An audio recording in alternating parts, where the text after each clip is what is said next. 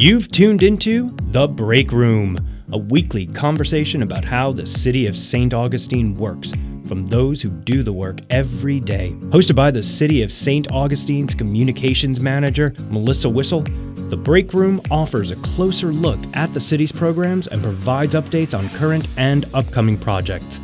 And now, your host for The Break Room, Melissa Wissel. Welcome to The Break Room. Thanks for stopping by. I'm Melissa Wissel, Communications Manager for the City of St. Augustine.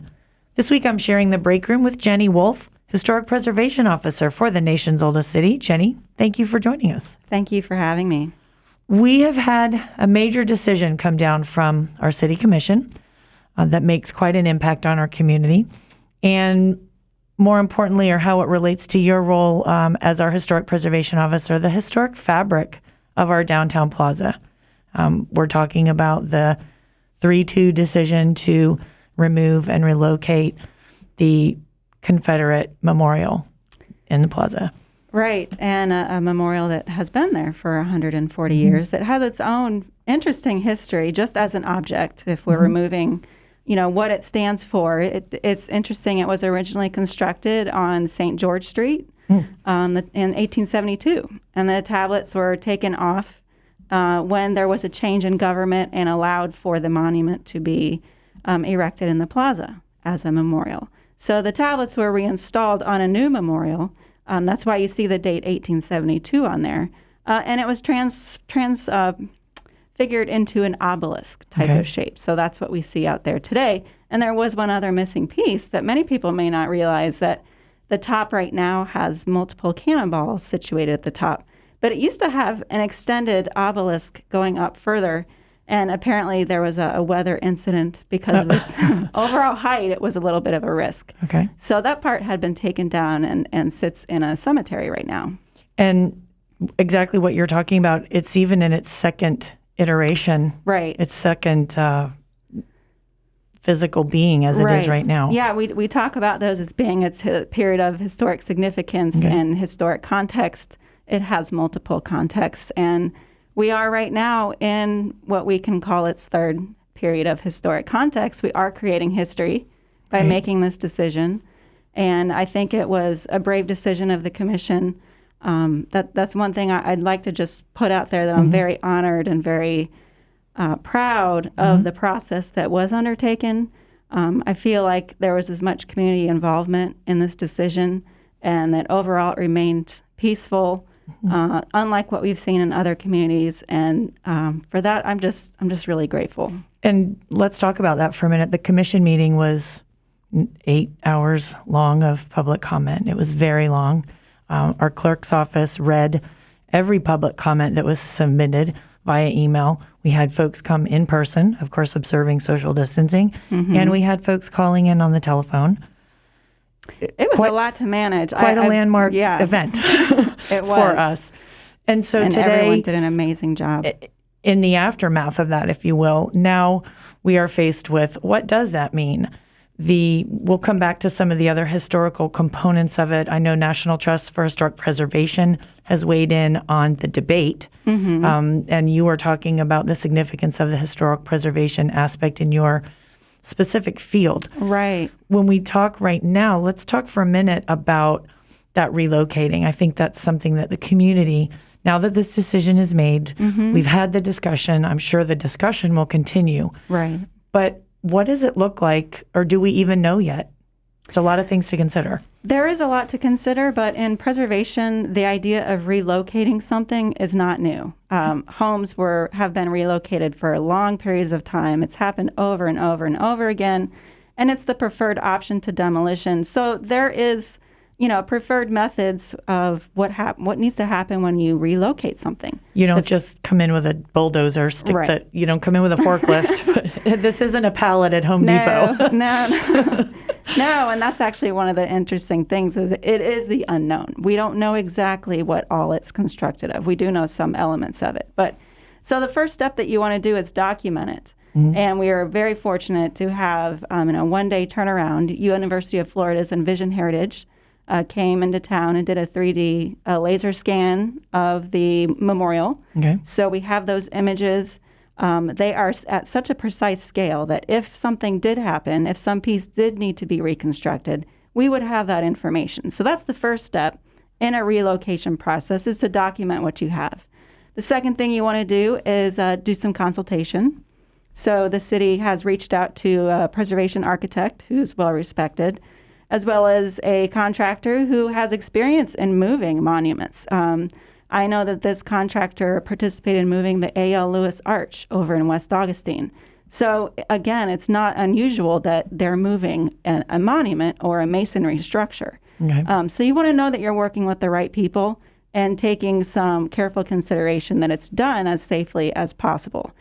And as far as the decision to where it's going to be relocated, that's the one that I can't answer for you today.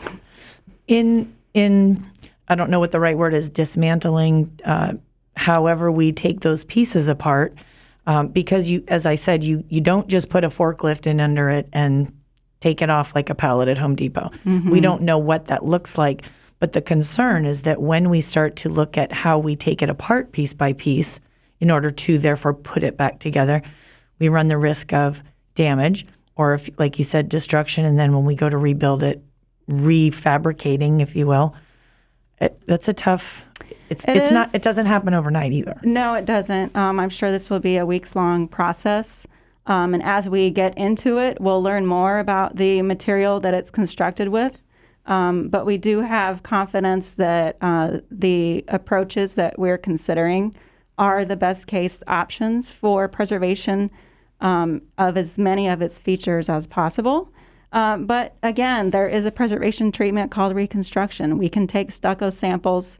University of Florida's Pisa Lab, I don't mean to keep bragging on them, but they are right here in St. Augustine now, that they have a lab that they can take that stucco and do an analysis of it and figure out what would be the chemical components so that it could be matched if it needed to be rebuilt. If bricks fall apart, they can be labeled. They can be matched up with new brick and reassembled. And, one of the most things that we want to make sure that is preserved are the tablets that are on there. So that's something that we're going to make extra special care that they are protected. Those tablets are those pieces on the side where the names are engraved, and there was a phrasing, I don't remember what they were, but those, would it be fair to say those are the most critical, absolute, without a doubt, original from that early on first phase of its existence? Right, because you're seeing the date of 1872 in there for sure. And this was in 1879, so not that long after, but certainly very part of its original fabric. You're listening to The Break Room. I'm Melissa Whistle, Communications Manager for the City of St. Augustine. And this week on The Break Room, I have the pleasure of speaking with City Historic Preservation Officer Jenny Wolf. We are discussing what happens next of our relocation of the Confederate Memorial. Monumental, or what I would consider a major decision of our City Commission.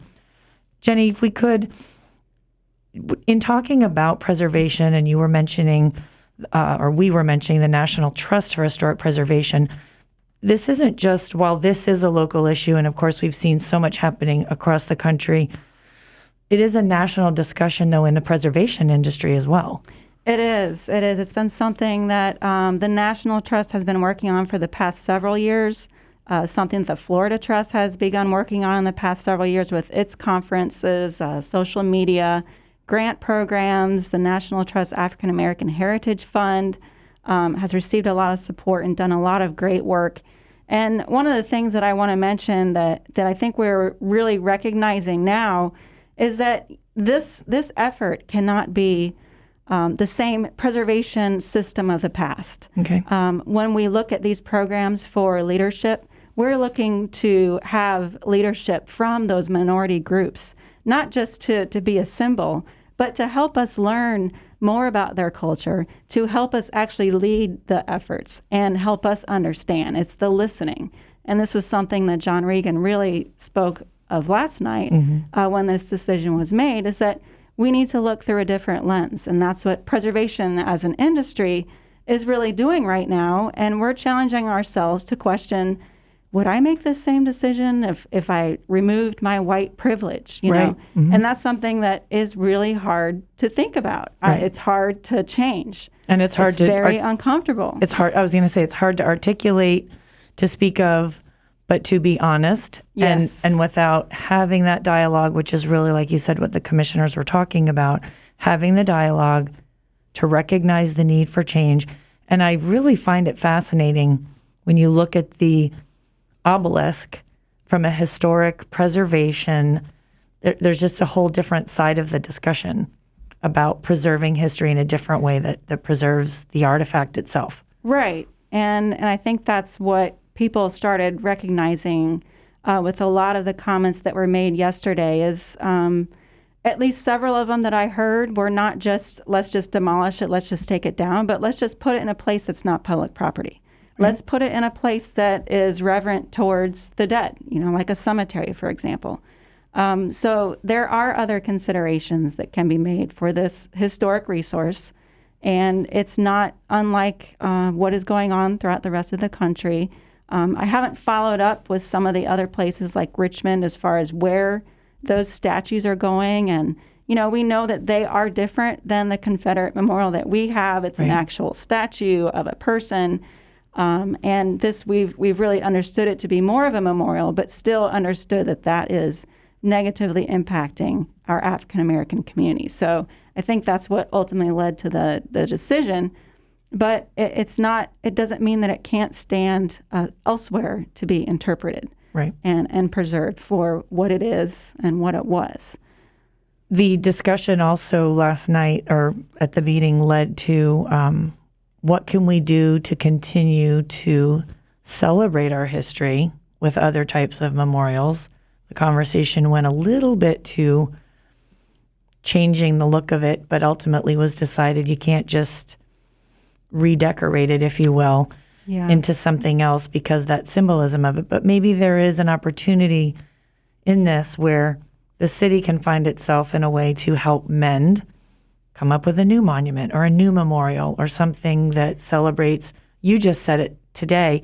We are making history with our decision. So maybe there's room for some other kind of decision where we plant something today in 2020 that... I think you're absolutely right, because once that monument the memorial is removed from the plaza, there's so many historical images that shows that, you know, because the trees were, you know, not quite as grown up as they are today, so that stood out even more.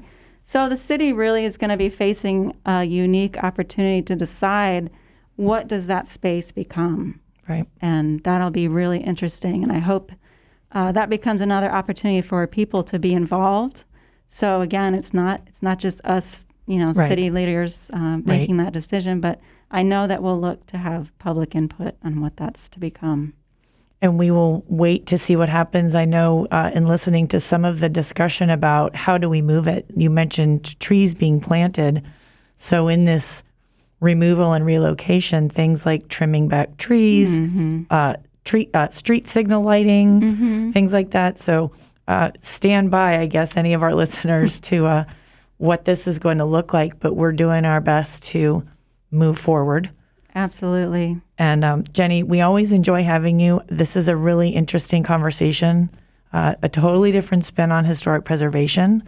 And I really appreciate your expertise. Happy to be here and discussion. We're all learning and listening. This is the time to do it. Right. There's a nation that's watching everyone. And I think as the nation's oldest city, we do have a responsibility to continue to tell our story.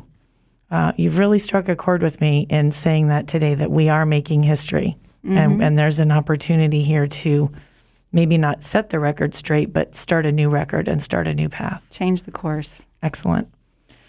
If you're just now tuning into the break room, we're sorry you missed our episode. You can check us out on the website at citysainogradio.com and listen to this broadcast from the beginning. As we wrap up another edition of the break room, I hope we answered your questions. Drop an email to info@citysainaug.com if we missed anything. Let us know who you would like to hear from. We want to keep you informed about what's happening in and around the city, and most importantly, that you hear it here from the people doing the work and making it happen every day. So remember, in order to stay connected, you need to be connected. Catch us on social media. We're on Facebook, Twitter, and Instagram at City St. Aug. Thanks for tuning in. You've been listening to The Break Room, a weekly program about projects and programs offered by the City of St. Augustine. We hope you'll join us each week as host Melissa Whistle and her guests have a conversation that helps you better understand how our city works to meet the needs of our community. See you next time on The Break Room.